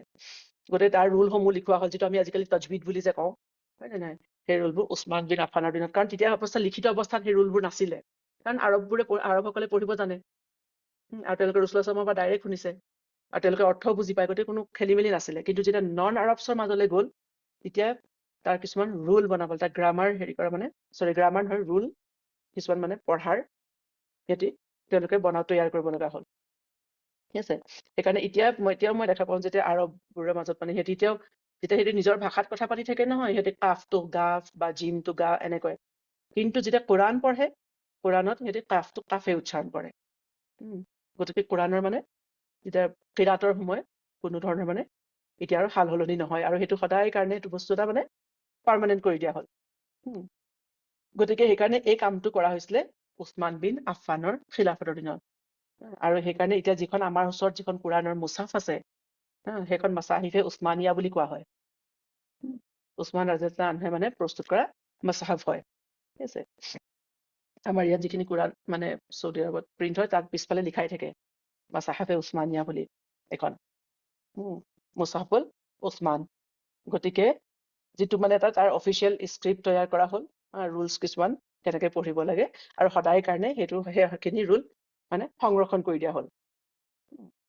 গতিকে ৰাসূলুল্লাহ সাল্লাল্লাহু আলাইহি ওয়াসাল্লামে মানে যি ধৰণে আমাক দি গৈছে, আমাৰ ওচৰত বৰ্তমান কোৰাণখন সেই ধৰণেই আছে। একমাত্ৰ তেওঁলোকৰ যিটো একচেণ্ট আছিলে, বিভিন্ন মানে কবিলাৰ বেলেগ বেলেগ একচেণ্ট আছিলে, সেইটো খালি তেওঁলোকে কি কৰিলে, যিটো ৰাসূলুল্লাহ সাল্লাল্লাহু আলাইহি ওয়াসাল্লামৰ ওপৰত নাজিল হৈছিলে, কুৰেইছৰ যিটো একচেণ্ট আছিলে, সেইটো একচেণ্টত সংৰক্ষণ কৰি দিয়া হ'ল কোৰাণখন। আৰু এতিয়া বৰ্তমান আমি যিটো পঢ়ো, সেইটো একচেণ্টতে পঢ়ো কোৰাণ, সেইটো উচ্চাৰণেৰে। ঠিক আছে, আৰু তাৰ এটা মানে লিখাৰো এটা হেৰি কৰা হ'ল, যিটো ৰাছমুল খাত বুলি কোৱা হয়, স্ক্ৰিপ্ট প্ৰিপেয়াৰ কৰা হ'ল। তাত মানে নুক্তা দিয়াৰ, জেৰ জবৰ পেজ এইবোৰ দিয়াৰ, আগতে আৰববোৰে জেৰ জবৰ, সিহঁতি এতিয়াও মানে জেৰ জবৰ পেজ থকা মানে যিটো ফাতাহা দাম্মা আৰব বুলি কোৱা হয়, এইকেইটা নথকাকে সিহঁতি পঢ়িব পাৰে। কিন্তু যিহেতু নন আৰবছে পঢ়িব লাগিব, গতিকে সেয়া বহুত পিছত সেইবোৰ বস্তু এড কৰা হৈছে, জেৰ জবৰ পেজবোৰ। ঠিক আছে, সেইটোৱে হৈছে ৰছমুল খাত, মানে এটা স্ক্ৰিপ্ট এটা তৈয়াৰ কৰা হ'ল, যাতে পৃথিৱীৰ সকলো মানুহে একেধৰণে পঢ়িব পাৰে। এতিয়া চাওঁ আমি যে কোৰাণৰ একেবাৰে বেছিক যিটো ইউনিট হৈছে, সেয়া হৈছে আয়াত। ঠিক আছে, গতিকে সেই আয়াতসমূহ আমি বাক্য বুলি ক'ব নোৱাৰো, বা শব্দ বুলি ক'ব নোৱাৰো, বা অধ্যায় বুলিও ক'ব নোৱাৰো, যে ভাৰ্চ হয়, বা তাৰ আয়াতৰ অৰ্থ ভাৰ্চ বা চেন্টেন্স নহয়। সেইকাৰণে আয়াতক আয়াত বুলিয়ে ক'ব লাগিব, কাৰণ আয়াতৰ যদি আমি যিটো মানে শ্বেপ চাওঁ, আমি যেতিয়া দেখা পাম কোৰাণত আয়াত হুৰুফে মুকাত্তাতৰ জৰিয়তে এটা আয়াত হয়, যেনে আলিফ লাম মিম, 3টা মাত্ৰ বৰ্ণ, কোনো শব্দ নহয়, বাক্যও নহয়, কিন্তু আলিফ লাম মিম নিজে এটা আয়াত হয়। ঠিক আছে, গতিকে হুৰুফে মুকাত্তাতৰ দ্বাৰাও এটা আয়াত হয়, যেনেকে আৰু ৰাহমান এটা শব্দৰ দ্বাৰাও এটা আয়াত হয়। ঠিক তেনেকে আয়াত, বহুত দীঘল দীঘল আয়াতো আছে কোৰাণ শৰীফত, কোৰাণে মজিদত, যে এখন সম্পূৰ্ণ পেজৰো এটা আয়াত হয়। ঠিক আছে, গতিকে আয়াত বিভিন্ন ধৰণৰ আয়াত পোৱা যায়, গতিকে সেই আয়াতক আমি শব্দ বা বাক্য, চেন্টেন্স, ভাৰ্চ এনেকে আমি ক'ব নোৱাৰো, তাক মানে ট্ৰান্সলেট কৰিব নোৱাৰি, আয়াতক আয়াত বুলিয়ে কোৱা হয়। ঠিক আছে, গতিকে কেতিয়াবা কেতিয়াবা আয়াতসমূহ কি হৈছে, এটা সম্পূৰ্ণ বাক্যৰ, এটা সম্পূৰ্ণ চেন্টেন্সেৰেও এটা আয়াত হয়। গতিকে আৰু কেতিয়াবা কেতিয়াবা কি হয়, বহুত কেইবাটাও চেন্টেন্স লগ লাগি, কেইবাটাও বাক্য লগ লাগি এটা আয়াত হয়, যেনেকে আয়াতুল কুৰছিটো। আয়াতুল কুৰছি এটা আয়াত, কিন্তু তাত 10টা বাক্য আছে, 10 sentences are there in one আয়াত। ঠিক আছে, গতিকে এই সকলোবোৰ ৰুল ৰাসূলুল্লাহ সাল্লামে শিকাই থৈ যোৱা ধৰণেই আছে, তাত সাহাবাসকলে কোনো ধৰণৰ সাল সলনি কৰা নাই। ঠিক আছে, ইয়াত কোনো সাহাবাৰ কোনো অপিনিয়ন বা কোনো স্কলাৰৰ কোনো অপিনিয়ন, কোনো গ্ৰামাৰ, কোনো লজিকৰ মানে কোনো দখল নাই। ৰাসূলুল্লাহ সাল্লামৰ ওপৰত যেনেদৰে নাজিল হৈছিলে, সেইদৰে ৰাসূলুল্লাহ সাল্লামে শিকালে, আৰু সাহাবাসকলে সেইদৰে কোৰাণখনক কিতাপৰ ৰূপত সংৰক্ষিত কৰিলে। এতিয়া কথা হৈছে আয়াতৰ সংখ্যা কিমান কোৰআন শৰীফত সেই লৈও স্কলাৰসকলৰ মাজত মানে একমত মানে পোৱা নাযায় হা কিন্তু এটা ঠিক যে কোৰআনত প্ৰায় 6,500 আয়াত আছে 6,500 ওচৰা-ওচৰি গতিকে এই আয়াতৰ সংখ্যা লৈ পেলাই বা নম্বৰ লৈ পেলাই কিয় একমত পোৱা নাযায় আচলতে কি হৈছে প্ৰত্যেকটো সূৰা আমি দেখা পাওঁ যে সূৰাটো আৰম্ভ হয় বিসমিল্লাহিৰ ৰহমানিৰ ৰহিম দি বিসমিল্লাহিৰ ৰহমানিৰ ৰহিমো এটা নিজে এটা আয়াত ঠিক আছে খালি এটা সূৰাৰ বাহিৰে সূৰা তৌবাৰ বাহিৰে কোৰআনৰ সকলো সূৰা হৈছে বিসমিল্লাহিৰ ৰহমানিৰ ৰহিম দি আৰম্ভ হৈছে গতিকে এটা কিছুমান স্কলাৰৰ মতে কিছু সংখ্যক স্কলাৰৰ মতে যে বিসমিল্লাহিৰ ৰহমানিৰ ৰহিম যেটো প্ৰত্যেক সূৰাটোৰ হেৰিতে আছে আৰম্ভণিতে আৰু এই সূৰাটোক এটা মানে ভাগ কৰে পৃথক কৰে এটা সূৰাৰ পৰা আন এটা সূৰাত গতিকে হেয়া মানে তাক মানে আমি আয়াতৰ নম্বৰত মানে কাউন্ট নকৰো এবাৰে কাউন্ট কৰিম ধৰ কিন্তু কিছুমানৰ স্কলাৰৰ মতে যে যেহেতু প্ৰত্যেক সূৰাৰ আগতে আছে গতিকে এটো কাউন্ট কৰিম গতিকে এনেকুৱা ধৰণৰ সৰু সৰু কথাৰ কাৰণে মানে আয়াতৰ নম্বৰ কিমান সংখ্যা আছে সেই বিষয়টো মানে অলপ হেৰি পোৱা যায় বা যি কি নহওক কিন্তু 6,500 ওচৰা-ওচৰি আয়াত আছে আৰু সূৰাৰ সংখ্যাৰ ক্ষেত্ৰত কোনো মানে মতবিৰোধ নাই 114টা সূৰা আছে নহয় আৰু ইয়াৰ প্ৰথম সূৰাটো আমি জানো সূৰা ফাতিহা দি আৰম্ভ হৈছে আৰু সূৰা নাছত শেষ হৈছে গতিকে সূৰা হৈছে মানে কোনো চেপ্টাৰ নহয় সূৰাৰ অৰ্থ হৈছে মানে যে মানে এটা মানে হেৰি পৃথক কৰা ভাগ কৰা ফসিল এই সূৰাসমূহ আল্লাহ তাআলাৰ হিকমত আৰু ইলমৰ দ্বাৰা গঠিত যে গতিকে প্ৰত্যেক সূৰাবোৰ যেনেকে কেইবাটাও আয়াত লগ লাগি এটা সূৰা হয় ঠিক আছে আৰু প্ৰত্যেক সূৰাৰ এটা এটা সেন্ট্ৰেল থিম থাকে ঠিক আছে সূৰাসমূহ মানে আমি যে পাওঁ কোৰআনত পঢ়ো যদি আমি অৰ্থ চাওঁ আমাৰ এনেকুৱা লাগিব যেন কিছুমান আয়াত বাৰে বাৰে ৰিপিট হৈছে কিন্তু একচুয়ালি এইটো কথা নহয় আসল কথাটো হৈছে হয় ৰিপিট হয় কিন্তু ৰিপিট হোৱাৰ এটা কাৰণ থাকে যে প্ৰত্যেক সূৰাৰ এটা সেন্ট্ৰেল থিম থাকে আৰু তাৰ সেই সূৰাটোত যিমানখিনি আয়াত আছে নহয় সেই আয়াতখিনি সেই সেন্ট্ৰেল থিমৰ আশে-পাশে মানে সেই আয়াতখিনি মানে তাৰ অৰ্থটো সেই আয়াতখিনি সেন্ট্ৰেল থিমটোৰ আশে-পাশে ঘূৰি থাকে ঠিক আছে সেই থিম অনুসৰি মানে সেই আয়াতখিনি নাজিল হৈছে গতিকে আসলতে আয়াতসমূহৰ মানে হেতৰ এটা সিকোয়েন্সত আছে এইটো কোনো এব্ৰাপ্টলি বুলি এটা আয়াত আৰম্ভ হৈছে তাৰপিছত হঠাৎ এটা বেলেগ এটা হেৰি হৈছে এইটো নহয় তাৰ যিটো থিম বা যিটো টপিক সেই অনুসৰি আয়াতবোৰ নাজিল হৈছিলে ঠিক আছে গতিকে আয়াতসমূহ হৈছে যে যেনেকুৱা যেন এডাল যেন মানে এডাল মালাৰ মণিসমূহৰ নিচিনা যেনেকে বিভিন্ন ধৰণৰ মণি বিভিন্ন শেপৰ সৰু ডাঙৰ কিন্তু মণিবোৰ নিজেও দেখিবলৈ ধুনীয়া আয়াতসমূহ তেনেকে আয়াতবোৰো কিছুমান আয়াত ডাঙৰ কিছুমান আয়াত সৰু কিন্তু যেনেকে মণিবোৰ সেই বিভিন্ন আকাৰৰ মণি এটা সিকোয়েন্সত ধুনীয়াকে এডাল মালা গাঁঠি দিব পাৰি আৰু তাৰ সৌন্দৰ্যটো বেলেগ হৈ পৰে মালাডাল গাঁঠি দিয়াৰ লগে সিকোয়েন্সত ঠিক তেনেদৰে কোৰআনৰ যিবোৰ সূৰা আছে সেই সূৰাৰ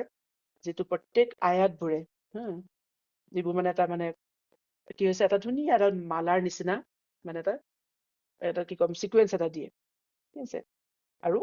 এই সকলোবোৰ আয়াত সেই সেন্ট্ৰেল থিমটোৰ যিটো সূৰাৰ সেন্ট্ৰেল থিম থাকে তাৰ আশে-পাশে ৰিভলভ কৰে ঠিক আছে তাৰপিছত এটা কথা হৈছে আমি যে কোৰআনখন আজি আমি আমাৰ ওচৰত আছে যে আমাৰ 30টা ভাগ নহয় জানো 30 সিপাৰা বুলি যে কওঁ আমি জুজ আৰবিতকৈ জুজ পাৰ্ট 30 পাৰ্টস এই 30 পাৰ্টস আচলতে কেতিয়া হ'ল নহয় সেই বিষয়ে কোনো মানে তথ্য পোৱা নাযায় বিতংভাৱে কোৰআন যেতিয়া নাজিল হৈছিলে সাহাবাসকলৰ দিনত যেতিয়া সাহাবাসকলৰ সম্পূৰ্ণ কোৰআনখন আহিলে তেওঁলোকে নিজৰ পঢ়াৰ সুবিধাৰ কাৰণে কোৰআনখনৰ মানে কেইবাটাও সূৰাসমূহক গ্ৰুপ কৰি লৈছিলে গতিকে যাতে তেওঁলোকে এইটো গ্ৰুপ কৰিছিলে যে এসপ্তাহত যাতে এখন কোৰআন সম্পূৰ্ণ কৰিব পাৰি এবাৰ পঢ়াটো সম্পূৰ্ণ কৰিব পাৰি সেইকাৰণে কোৰআনখন তেওঁলোকৰ দিনত সাহাবাসকলে তাৰ সূৰাসমূহক 7টা গ্ৰুপত ভাগ কৰিছিলে যাক হিজ বা মঞ্জিল বুলি কোৱা হয় 7টা হিজ বা মঞ্জিল এতিয়াও আছে কোৰআনত তেনেকৈ ভাগ কৰা হয় যদি তেওঁলোকে এসপ্তাহত কমপ্লিট কৰিব খোজে এইদৰে মানে গ্ৰুপ কৰোতে কিন্তু তেওঁলোকে সূৰাবোৰ ভাঙি নেপেলায় ঠিক আছে আৰু সূৰাটোৰ যাতে কাৰণ সূৰাটো মানে সম্পূৰ্ণ সূৰাটো তাত থাকে ঠিক আছে আৰু তেতিয়া কি হয় সূৰাটোৰ সৌন্দৰ্যটো মানে ধৰি ৰখা হয় কিন্তু আজি আমি আমাৰ যিটো ভাগ হৈছে যিটো 30 সিপাৰাৰ মানে যিটো ভাগ তাত কি হৈছে সূৰাটো ধৰক এটা 1 নম্বৰ সূৰাটো 2 নম্বৰ সূৰা বাকাৰা তিনিটা চিপাৰাত ভাগ হৈ আছে, হয় নহয়? এতিয়া তেওঁলোকে কি কৰে, এতিয়া 30 চিপাৰা যিটো ভাগ হৈছে মানে সেইটো কেতিয়া হ'ল কোনেও নাজানে আচলতে, তাৰ মানে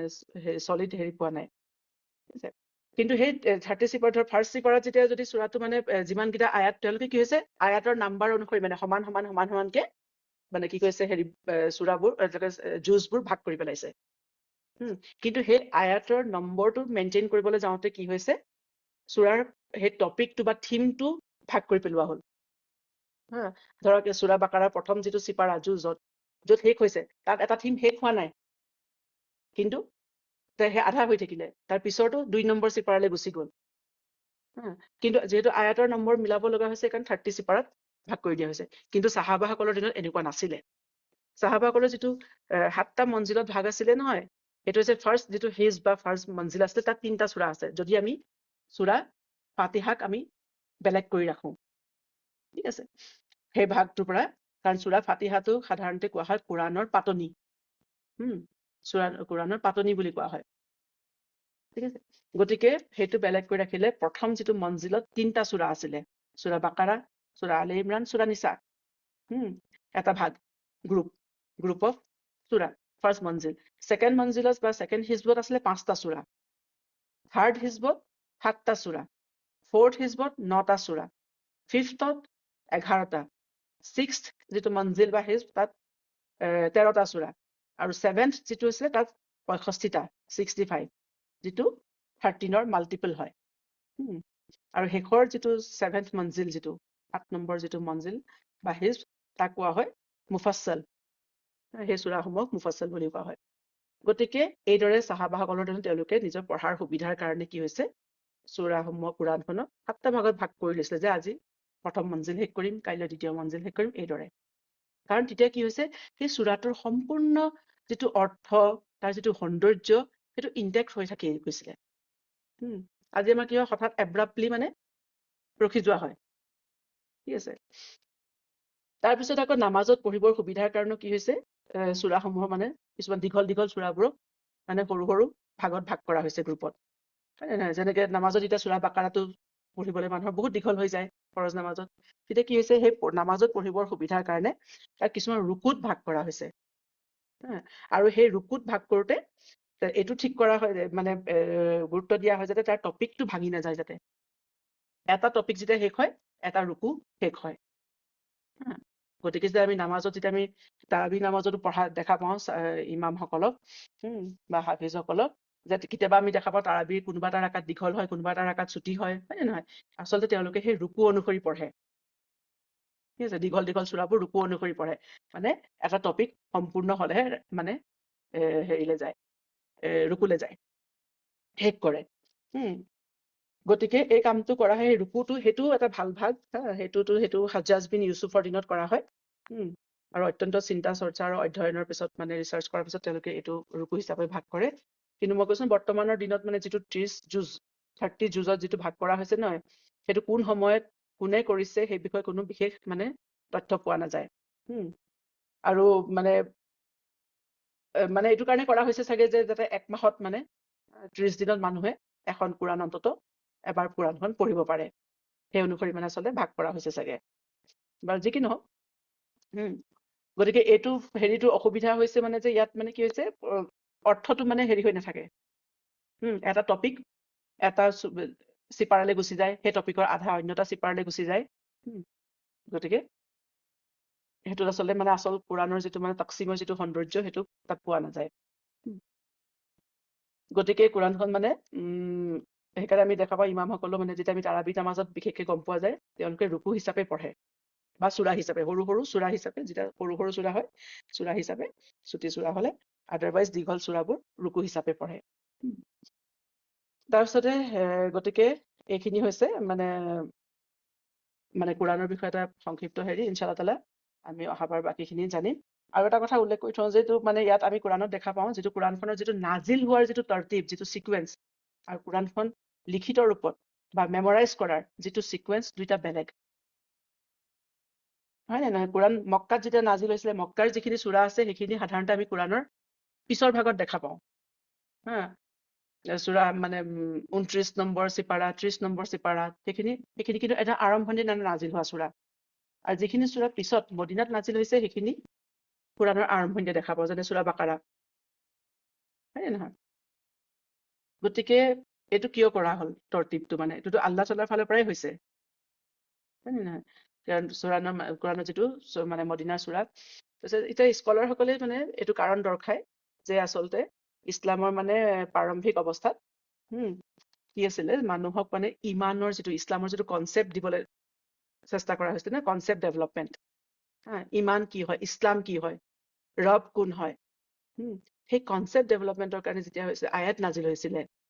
ঠিক আছে তেওঁলোকে যেতিয়া কনচেপ্টটো মানুহৰ ডেভেলপ নহব ইমান কি হয় তাৰ পিছতহে মানুহে কামখিনি কৰিব পাৰিব তাৰ হুকুম ফ'ল' কৰিবলৈ প্ৰথমে মানুহে জানিব লাগিব না যে কোনে দিছে সেই হুকুম তেওঁ কোন গতিকে প্ৰথমতে সেইকাৰণে সেই কনচেপ্ট ডেভেলপ হৈছিলে কিন্তু যিহেতু এই চাহাবাসকলৰ সেই যে ফাৰ্ষ্ট জেনেৰেশ্যনৰ পিছত যিমানখিনি মানুহ ধৰক জন্ম হয় ইছলামতে জন্ম হৈছে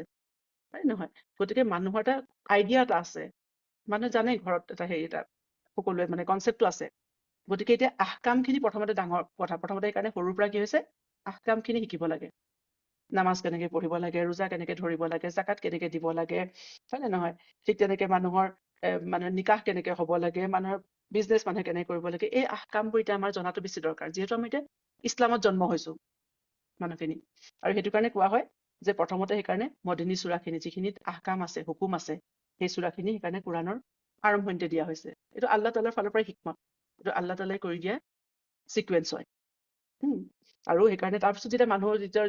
সৰুৰ পৰা যেতিয়া মানুহে নামাজ কুৰাণ পঢ়া ৰোজা ৰখা এইবোৰ শিকি যায়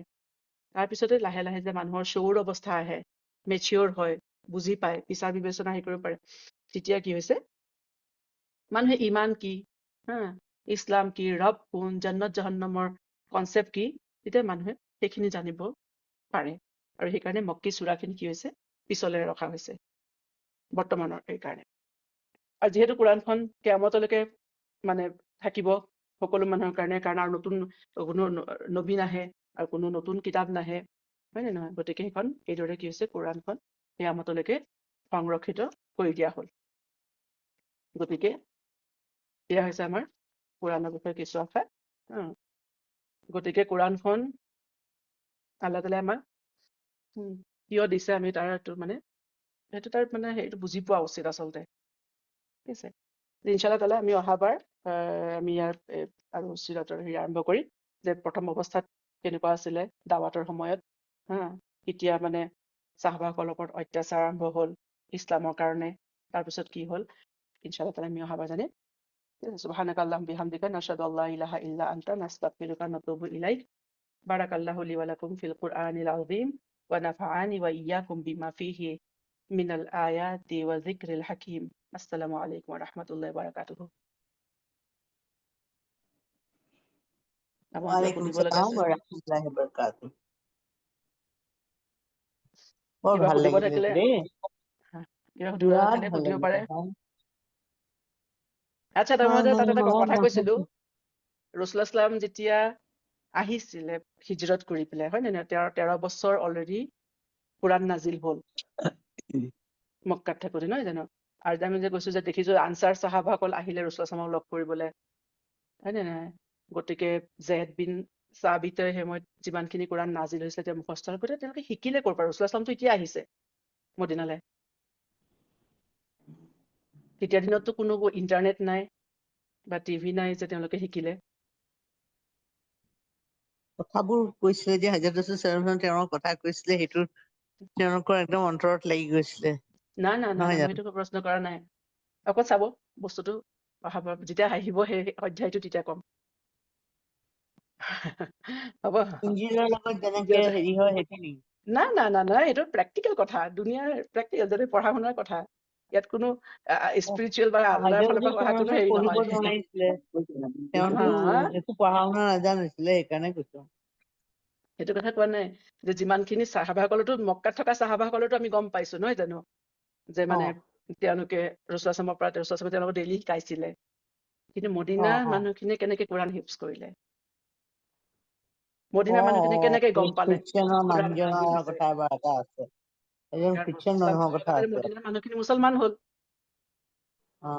গতিকে আমি অকণ চিন্তা কৰিব লাগে। কোৰাণখন মানে হয় আল্লাহ যে আমাক দিছে, সেইখন সেই চুমা খাই থাকিবলে বা সজাই থবলে, হয় নে নহয়? বা আমি পঢ়িব তাত লাগিব ফু মাৰি থাকিবলে কোৰাণখন তাৰ কাৰণে দিয়া নাই আমাক, হয় নে নহয়? কোৰাণখনে আমাৰ জীৱন পদ্ধতি আচলতে, কোৰাণখন, হয় নে নহয়? কোৰাণখন ইছলাম কিছুমান ৰীতি-নীতি, কুসংস্কাৰ বা গোড়ামীৰ মানে সমাহাৰ নহয় ইছলাম, হয় নে নহয়? ইছলাম হৈছে আমাৰতো চিন্তা চৰ্চা, আমাৰ